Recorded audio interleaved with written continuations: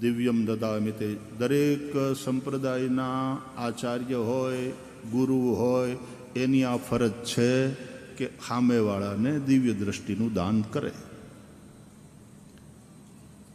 અનન્યતાના નામે આંધળા ન થાય, નહીં તો સંગઠનો કલ્ટ બનતા જશે અને સંપ્રદાયો સમસ્યાના જનક બનશે. આંધળા ન રહે એ જોવાનું કામ આચાર્યનું. દ્રષ્ટિ આપો, અને દ્રષ્ટિ પ્રાપ્ત થયા પછી નષ્ટો મોહ સ્મૃતિર્લબ્ધા ત્વત્પ્રસાદાન મયાચ્યુત સ્થિતોસ્મિ ગત સંદેહ કરિષ્યે વચનં તવ. આવા લોકો પછી કંઈક કરે ને અને કંઈક કરવા માટે તૈયાર થાય તો એમાં સુગંધ આવે.